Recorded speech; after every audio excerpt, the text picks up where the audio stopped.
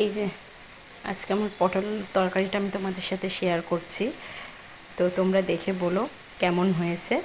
এই যে রোজ তো আমরা পটলটাকে ভেজে আলু ভেজে মশলা কষিয়ে করি, তো আজকে আমি কোনো ভাজাভুজি সিস্টেম নেই, সব একসাথে মাখিয়ে নিয়েছি মশলা এর মধ্যে, কেটে ভালো করে ধুয়ে এর মধ্যে লঙ্কা, হলুদ, জিরে, ধনে, নুন, মিষ্টি, তেল, তেজপাতা সব কিছু দিয়ে, গোলমরিচ গুঁড়ো টুড়ো সব দিয়ে আমি এটাকে মাখিয়ে নিয়েছি। মাখিয়ে নিয়ে তারপরে এবার এটাকে আমি রান্না করব। আর এর মধ্যে আমি একটা মিক্সিতে যেহেতু টমেটো পেস্ট করতাম, টমেটোটা মিক্সিতে করিনি, ঘষনিতে ঘষে দিয়েছি। আর আজকে আমার কাছে আদা নেই, তাই আমি আদাটা দিতে পারলাম না। তো এবার দেখো আমি এইটাকে কিভাবে রান্না করি, আশা করি তোমাদের ভালো লাগবে। এই যে আমি কড়াই বসিয়ে, কড়াইটা গরম হওয়ার পর তেল দিলাম, তেল গরম হয়ে গেল, গোটা জিরে ফোড়ন দিলাম, দিয়ে এবার আমি পটল আলুটা দিয়ে দেবো এর মধ্যে।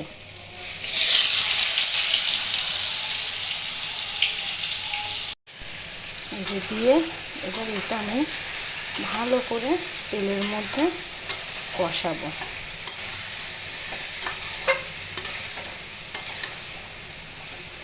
কষিয়ে যখন তেল ছাড়বে, তেল ছাড়ার পরে এই যে মশলাটা মাখিয়েছিলাম, এই মশলাটা কিন্তু গামলার মধ্যে এই যে প্রত্যেকে সব দিলাম এখানটায়, আর এই মশলার জলটা রয়েছে।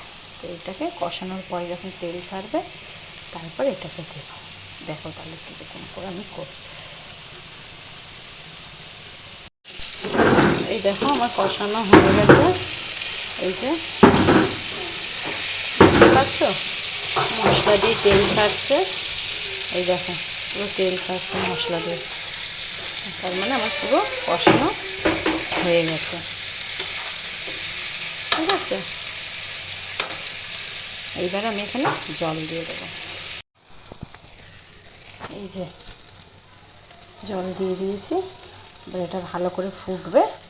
নামানোর আগে অল্প একটু ঘি আর একটু গরম মশলা দিয়ে দেবো, ব্যাস, তারপরেই আমার পটল আলুর তরকারি রেডি।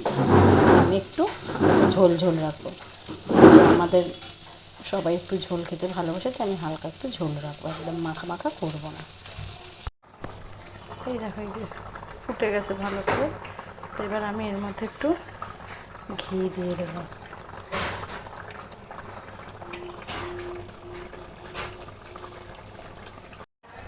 আর একটু এই যে শাহি গরম মশলা, সানরাইসের শাহি গরম মশলা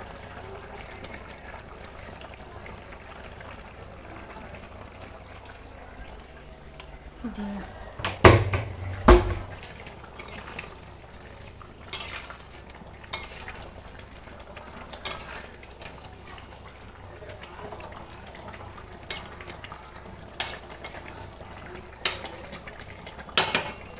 ভালো করে আর একটু ফুটলেই গ্যাসটা বন্ধ করে দেবো। এই যে আজকের দুপুরের খাবার, এই যে ভাত, শাক ভাজা, এই যে ডাল করেছে, এটা বাচ্চাদের জন্য একটু সবজি দিয়েছে এই ডালের মধ্যে, আর এই যে ফাইনাল লুক পটল আলুর তরকারি। দেখে বলো কিরম হয়েছে, লাইক শেয়ার কমেন্ট করো, টাটা।